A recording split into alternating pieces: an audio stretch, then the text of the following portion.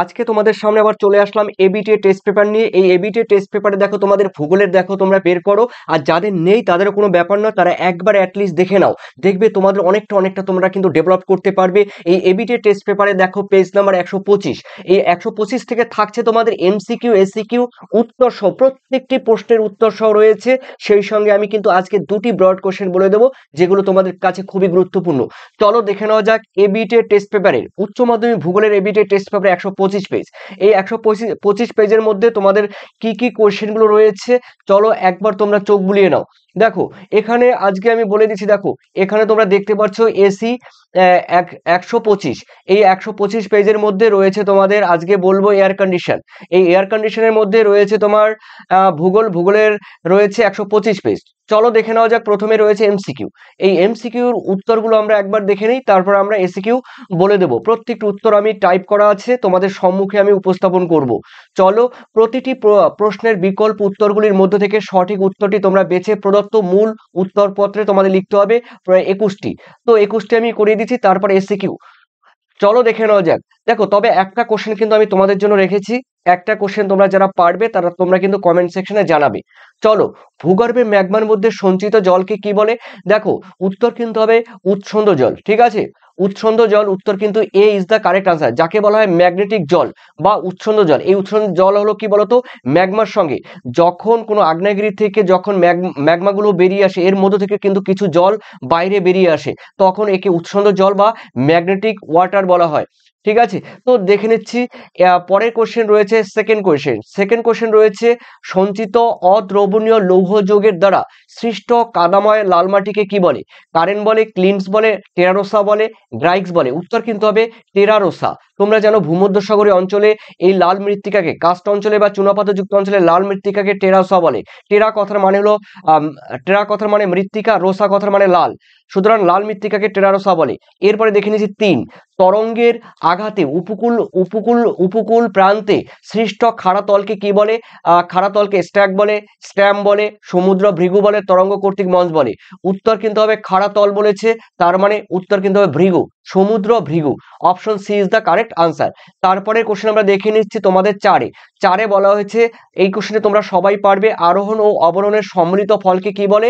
অনেকবার এই কোশ্চেনটি হয়েছে, প্রত্যেকবারই হয় কিন্তু, পর্যায়ন বলে, ঠিক আছে?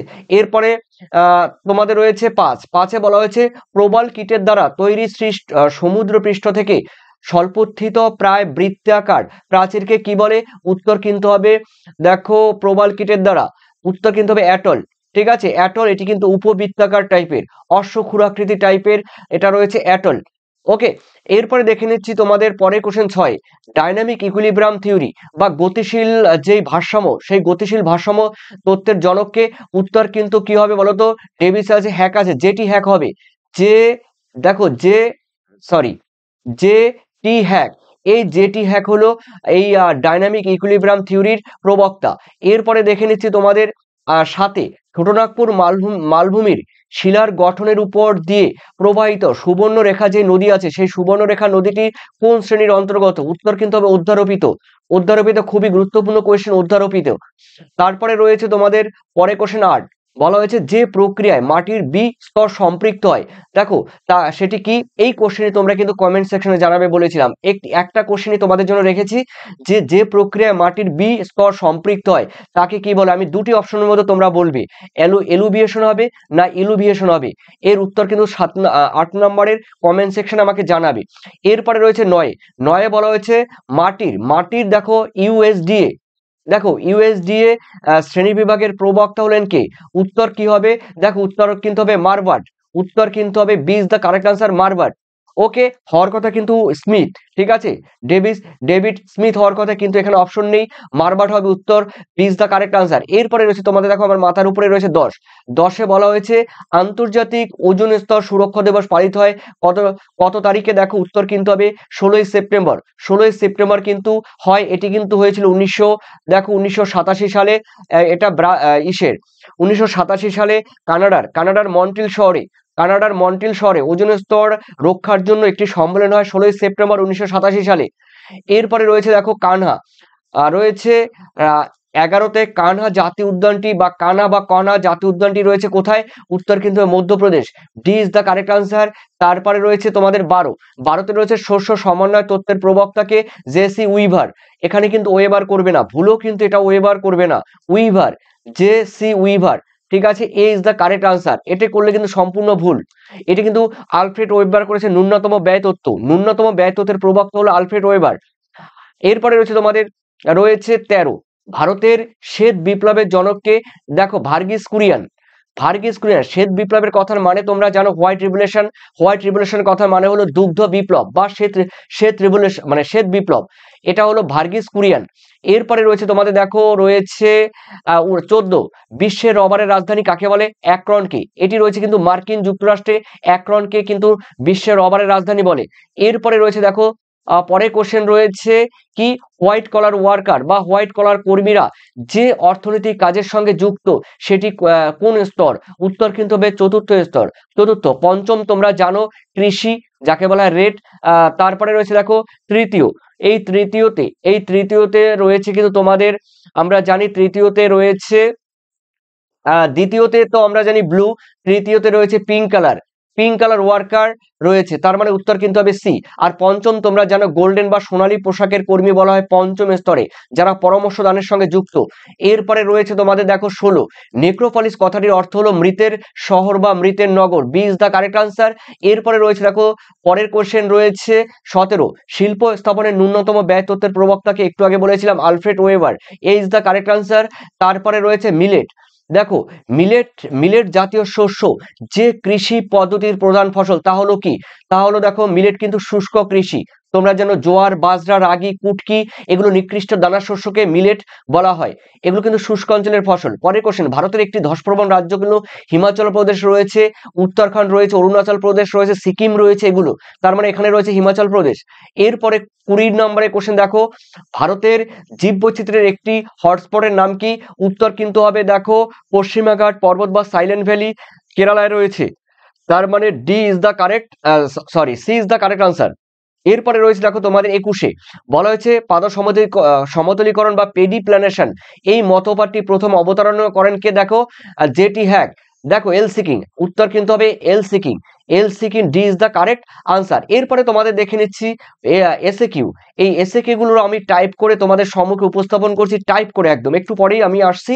দেখো রয়েছে নিম্নলিখিত প্রশ্নগুলির উত্তর দাও, বিকল্প প্রশ্নগুলি লক্ষণীয়। তোমাদের 14টি, টোটাল 18টি আছে, আমি বলে দেবো। অ্যাকুইফার কাকে বলে? প্রদেশীয় বাঁধ কাকে বলে? চলো দেখে নেওয়া যাক।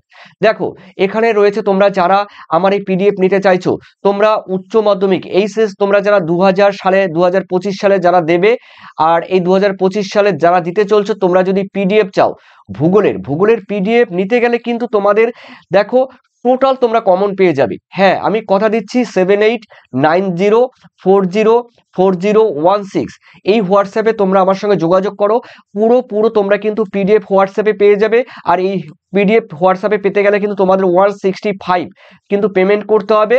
আর এই পিডিএফ এর সঙ্গে তোমাদের যে 12টি অধ্যায় রয়েছে, সেই 12টি অধ্যায় থেকে ট্রিপল স্টার খুবই গুরুত্বপূর্ণ, তারপরে রয়েছে ডবল স্টার মোটামুটি গুরুত্বপূর্ণ, সিঙ্গেল স্টার রয়েছে যেটা তোমাদের পড়তে হবে। তো এরকম তোমাদের স্টার চিহ্ন দিয়ে দেওয়া আছে, তোমাদের 7 নম্বরের কোশ্চেন হোক আর 1 নম্বরের কোশ্চেন এমসিকিউ এসিকিউ হোক, সবগুলো তোমরা পাবে উত্তর সহ প্রত্যেকটা অধ্যায় থেকে বাছাই করা প্রশ্ন। আর এই সঙ্গে এবং এই প্রসঙ্গে তোমরা যারা আমার এই পিডিএফ তোমরা নেবে, তারা কিন্তু অবশ্যই তোমরা এবিটের যে টেস্ট পেপার রয়েছে, সেই এবিটের টেস্ট পেপারের প্রথম থেকে একদম শেষ পর্যন্ত তোমরা কিন্তু উত্তর সহ কিন্তু ফ্রিতে পেয়ে যাবে। যারা পিডিএফ নেবে তারাই কিন্তু ফ্রি, সম্পূর্ণ ফ্রিতে তোমরা এই এবিটের টেস্ট পেপার সলভ পেয়ে যাবে। তো দেখে নাও, তোমরা কিন্তু স্ক্রিনশট দিয়ে নাও, আর তোমার বাবা মায়ের সঙ্গে তোমরা কিন্তু যোগাযোগ করে নিতে পারো। ঠিক আছে, গার্জিয়ানের সঙ্গে যোগাযোগ করতে পারো। এরপরে রয়েছে দেখো তোমাদের যেটি বললাম আমি, যে এসএকিউ গুলোর মধ্যে প্রত্যেকটি উত্তর আমি বলে দিচ্ছি, দেখে নাও। অ্যাকুইফার কি? দেখো অ্যাকুইফার ভূপৃষ্ঠের নিচে প্রবেশর শিলাস্তরের পর অপ্রবেশর শিলাস্তর অবস্থান করলে জল চুয়ে প্রবেশর শিলাস্তরে সঞ্চিত হয়। এই সঞ্চিত জলস্তরকে অ্যাকুইফার বলে। অর্থাৎ শিলা বা মৃত্তিকার মধ্যে যেখান দিয়ে জল প্রবাহিত হয়, ঠিক আছে, সেই প্রবেশর শিলাস্তরকে বলা হয় অ্যাকুইফার। তবে তার নিচে অবশ্যই অপ্রবেশর শিলা থাকতে হবে, না হলে কিন্তু জলগুলো একদম নিচে চলে যাবে। এটি ধরো প্রবেশর শিলাস্তর রয়েছে, তার নিচে অবশ্যই অপ্রবেশর শিলাস্তর থাকতে হবে। ঠিক আছে। তো বুঝতেই পারছো অ্যাকুইফার কি। এরপরে রয়েছে পুরোদেশীয় বাঁধ। দেখো পুরোদেশীয় বাঁধ কি, উপকূলের উপকূলের প্রায় সমান্তরালে কোনো নদীর মোহনার সাথে আড়াআড়ি ভাবে দেখো দীর্ঘ বাঁধের সৃষ্টি হয়, একে কিন্তু পুরোদেশীয় বাঁধ বলে। ধরো উম, ধরো এটা এটা সমুদ্র, এটা সমুদ্র, ঠিক আছে, এটা সমুদ্র, আর এখানে রয়েছে ধরো নদী, এখানে রয়েছে নদী, দেখতেই পাচ্ছ এটা নদী। তো এটি কিন্তু স্থলভাগ। তো এই যে সমুদ্রের এই নদীর মোহনায় এবং সমুদ্রের সমান্তরালে, দেখো সমান্তরালে যখন নুড়ি পলি বালি জমা হয়ে যে বাঁধ তৈরি করে তাকে কিন্তু পুরোদেশীয় বাঁধ বলে। এই পুরোদেশীয় বাঁধের কোনো অংশ কিন্তু স্থলভাগের সঙ্গে যুক্ত নেই, তবে এখানে কিন্তু অনেক সময় কি হয় বলতো, অনেক অগভীর থাকার জন্য অনেক সময় এখানে লেক তৈরি হতে পারে, হ্যাঁ, জলাভূমি তৈরি হতে পারে। এরপরে রয়েছে তোমাদের মোনারণক কাকে বলে। দেখো উইলিয়াম মারিস ডেভিসের মতে স্বাভাবিক ক্ষয়চক্রের একদম শেষ পর্যায়ে বিক্ষিপ্তভাবে এক একটা ঢিবির মতো কঠিন পাহাড় দাঁড়িয়ে থাকে, একে কিন্তু মোনারণক বলে। স্বাভাবিক ক্ষয়চক্রের বার্ধক্য পর্যায়ে কিন্তু মোনারণক দেখা যায়। নিক বিন্দু কাকে বলে। দেখো নিক বিন্দু বা নিক পয়েন্ট একই ব্যাপার, নিক বিন্দু বা নিক পয়েন্ট কোনো নদীর পুনর্জীবন লাভের ফলে নদীর দৈর্ঘ্য বরাবর গতিপথের যে বিন্দুতে উচ্চ উপত্যকা পুরানো মৃদু ঢালের সঙ্গে নিম্ন উপত্যকার নতুন খাড়া ঢালের সংযোগে যে একটি খাঁজকাটা ভূভাগ তৈরি হয় তাকে কিন্তু নিকবিন্দু বলে। আর এই নিকবিন্দুই কিন্তু জলপ্রপাতের সৃষ্টি হয়। আর এরপরে রয়েছে দেখো হিউমিফিকেশন। দেখো হিউমাস সৃষ্টির প্রক্রিয়াকে হিউমিফিকেশন বলে। তোমরা জানো উদ্ভিদের ফুল ফল পাতা প্রভৃতি পচে বিভিন্ন ব্যাকটেরিয়া ছত্রাকের দ্বারা ভাইরাসের দ্বারা বিয়োজিত হয়ে যে কালো রঙের মৃত্তিকা তৈরি করে সেই কালো রঙের মৃত্তিকাকে হিউমাস বলে। আর এই হিউমাস সৃষ্টির প্রক্রিয়াকে হিউমিফিকেশন বলে। ঠিক আছে। এরপরে রয়েছে শারীরবৃত্তীয় শুষ্ক মৃত্তিকা কাকে বলে। শোনো, শারীরবৃত্তীয় শুষ্ক মৃত্তিকা সমুদ্রের উপকূলবর্তী অঞ্চলে কিংবা নদীর মোহনায় যে বদ্বীপ আছে সেই বদ্বীপ অঞ্চলে লবণাক্ত মৃত্তিকায় প্রচুর পরিমাণে জল রয়েছে, সেই অতিরিক্ত লবণাক্ত মৃত্তিকায় অতিরিক্ত জল থাকা সত্ত্বেও সেই জল কিন্তু উদ্ভিদ শোষণ করতে পারে না, তাই লবণাক্ত মৃত্তিকাকে শারীরবৃত্তীয় শুষ্ক মৃত্তিকা বলা হয়। লবণাক্ত মৃত্তিকার আরেকটা নাম আছে ম্যানগ্রোভ উদ্ভিদ। দেখো এই ম্যানগ্রোভ উদ্ভিদের আরেকটা নাম হলো লবণাম্বু উদ্ভিদ বা হ্যালোফাইট লবণাম্বু উদ্ভিদ ম্যানগ্রোভ একই ব্যাপার। এরপরে রয়েছে দেখো তোমাদের 4 o'clock রেইনফল কাকে বলে। দেখো নিরক্ষীয় অঞ্চলের 3টে থেকে 4টের মধ্যে অপরাহ্নে প্রত্যেক দিন যে পরিচলন বৃষ্টিপাত হয় তাকে কিন্তু 4 ও রেইন ক্লক বলা হয়। 3টে থেকে 4টের মধ্যে কিন্তু পরিচলন বৃষ্টিপাত হয় প্রত্যেক দিন, একে 4 ও রেইন ক্লক বলা হয়। এরপরে রয়েছে তোমাদের 6 কি বলেছে দেখো তো, মনেক্স কথার অর্থ কি। দেখো মন কথার মানে মনসন, আমি লিখে দিচ্ছি মনসন। এই মনসন এক্সপেরিমেন্ট ঠিক আছে, এক্সপেরিমেন্ট তার মানে মনেক্স এক্সপেরিমেন্ট। মনেক্স কথার অর্থ হলো মনসন এক্সপেরিমেন্ট, অর্থাৎ ভারতবর্ষে মৌসুমী বায়ুর গতি প্রকৃতি পূর্বাভাস প্রভৃতি সম্পর্কে এই আভাস দেয় কিন্তু মনেক্স হলো একটি মৌসুমী বায়ু সংক্রান্ত একটি বিশেষ কর্মসূচিকে মৌসুমী বায়ুর পর্যবেক্ষণের একটি বিশেষ কর্মসূচিকে বলা হয় মনেক্স। ঠিক আছে। তো এই মনেক্স কিন্তু পর্যবেক্ষণ করে সবকিছু, মৌসুমী বায়ুর গতি প্রকৃতি। নদী মঞ্চ কাকে বলে। দেখো নদীর মধ্যগতিতে নদী যখন সমভূমির উপর দিয়ে প্রবাহিত হয় তখন নদীর উভয় তীরে বা দুই পার্শ্ববর্তী অঞ্চল, নদীর দুই উপকূলে বা দুই পার্শ্বে যে একাধিক অসম ধাপ বা মঞ্চ দেখা যায় একে নদী মঞ্চ বলে। দেখো তো এই শীতের সময় তোমরা যারা নদীর কাছে বাড়ি তোমরা দেখবে নদীর জল কিন্তু কমে যায়, তখন কিন্তু দেখো নদীর পাড়ে এরকম দেখবে, নদীর পাড়ে কি হয় বলতো, নদীর পাড়ে নুড়ি বালি জমা হয়ে মঞ্চের মতো ভূভাগ তৈরি করে, এখানে কিন্তু জল রয়েছে, এটুকু জল, কিন্তু দুই পাড়ে কিন্তু দেখো মঞ্চের মতো ভূভাগ দেখা যায়, একে নদী মঞ্চ বলে।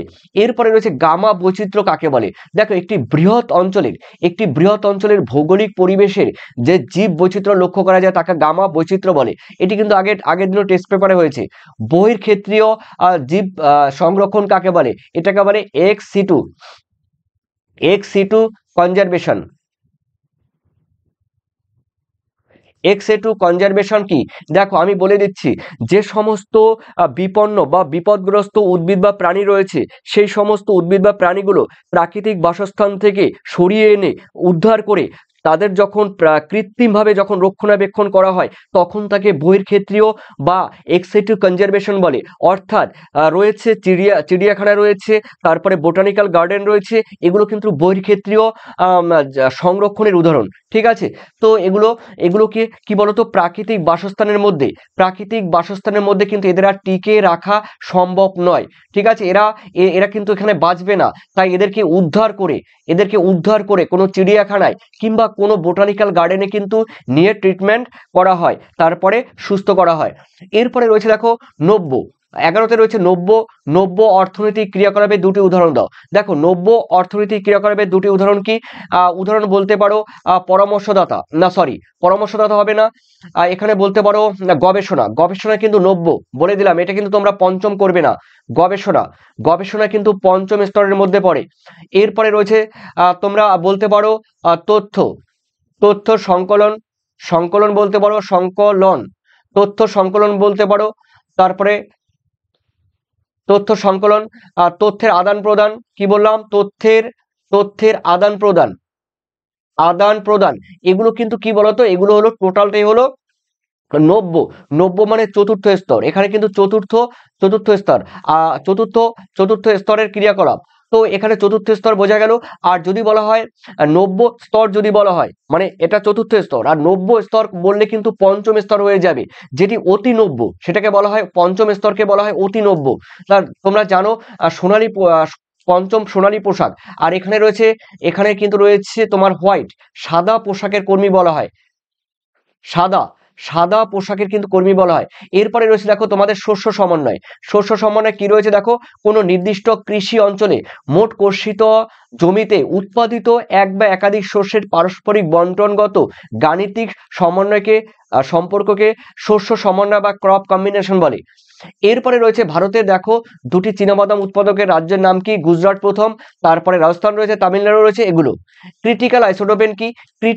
ক্রিটিক্যাল আইসোটোপেন দেখো, যে রেখা বরাবর সস্তা শ্রমিকের মজুরি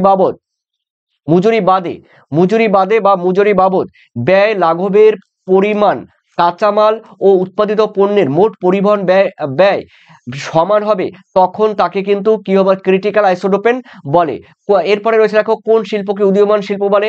দেখো পেট্রোকেমিক্যাল শিল্পকে উদীয়মান শিল্প বলে। তার কারণ আমি বলে দিচ্ছি, পেট্রোকেমিক্যাল শিল্পে বর্তমানে এই পেট্রোকেমিক্যাল শিল্প থেকে প্রায় 500 রকমের উপরে জিনিস তৈরি হয়। আমাদের দৈনন্দিন প্রত্যেকটি কাজের ক্ষেত্রে কিন্তু এই পেট্রোকেমিক্যাল শিল্প খুবই গুরুত্বপূর্ণ। অর্থাৎ পেট্রোকেমিক্যাল শিল্পের বর্তমান এবং ভবিষ্যতের সম্ভাবনা খুবই উজ্জ্বল রয়েছে, তাই পেট্রোকেমিক্যাল শিল্পকে উদীয়মান শিল্প বলে। এই পেট্রোকেমিক্যাল শিল্প থেকে বর্তমান একটু আগে বললাম 500 রকমের উপরে জিনিস তৈরি হয়, সবকিছু পেট্রোকেমিক্যাল শিল্প থেকে, তাই পেট্রোকেমিক্যাল শিল্পকে উদীয়মান শিল্প বলা হয়। এর ভবিষ্যৎ সম্ভাবনা খুবই উজ্জ্বল। এরপরে রয়েছে কার্যকরী জমির অনুপাত বলতে কি বোঝো? দেখো মোট জনসংখ্যা এবং মোট জমির অনুপাতকে, দেখো মোট জনসংখ্যা এবং মোট জমির অনুপাতকে আদর্শ জমি অনুপাত বা কার্যকরী জমির অনুপাত বলা হয়। ঠিক আছে, এরপরে রয়েছে তোমাদের দেখো মেগাসিটি অর্থাৎ দেখো মহানগর অপেক্ষা, তোমরা জানো মেট্রোপলিস কথার মানে মহানগরের লোক সংখ্যা তোমরা জানো 10 লক্ষ, তো মহানগরের অপেক্ষা বৃহৎ 50 লক্ষের বেশি জনসংখ্যা বিশিষ্ট শহরকে কিন্তু মেগাসিটি বলে। যেমন এখানে বলতে পারো বৃহত্তর মুম্বাই রয়েছে, বৃহত্তর দিল্লি রয়েছে, বৃহত্তর কলকাতা রয়েছে, এগুলো কিন্তু মেগাসিটির উদাহরণ। এরপরে লাস্ট কোশ্চেন রয়েছে দেখো 14, অর্থনৈতিক উন্নয়ন বলতে কি বোঝো? দেখো কোনো দেশের সামাজিক অর্থনৈতিক খাতের একযোগে উন্নতির অগ্রগতিকে অর্থনৈতিক উন্নয়ন বলা হয়। বলা যায় একটি দেশের আর্থসামাজিক অবকাঠামো, জাতীয় আয়, মাথাপিছু আয়, উৎপাদন ক্ষমতা ও জীবনযাত্রা মানের ক্রমোন্নতির এক দীর্ঘকালীন প্রক্রিয়া হলো এই উন্নয়ন। তো যারা এই পিডিএফ নেবে, অবশ্যই তোমরা কিন্তু এই হোয়াটসঅ্যাপে তোমরা স্ক্রিনশট দিয়ে নিতে পারো, তোমরা পিডিএফ সম্পূর্ণ পেয়ে যাবে আমার সাজেশনের প্রত্যেকটি অধ্যায়ের 12টি অধ্যায়ের, আর সেই সঙ্গে সীমিত কোশ্চেন কিন্তু থাকবে। এবং ট্রিপল স্টার প্রথমেই বলেছিলাম। আর সঙ্গে তোমরা এবিটি এর পুরো সলভ কিন্তু ফ্রিতে পেয়ে যাবে। যারা পিডিএফ নেবে অবশ্যই যোগাযোগ করবে। পিডিএফ নিতে গেলে আমি বলে দিচ্ছি 165 তোমাদের পেমেন্ট করতে হবে। আর তোমাদের মূল্যবান কমেন্ট কিন্তু কমেন্ট সেকশনে জানিয়ে দিও। এর আগে কিন্তু যে ভিডিওগুলো আমি দিয়েছি তোমরা কিন্তু সেই ভিডিওগুলো দেখে আসতে পারো, সেগুলো কিন্তু তোমরা ডেসক্রিপশন লিঙ্কে পেয়ে যাবে। ধন্যবাদ, ধন্যবাদ তোমাদের সবাইকে। ভালো থেকো, সুস্থ থেকো, আবার দেখা হবে।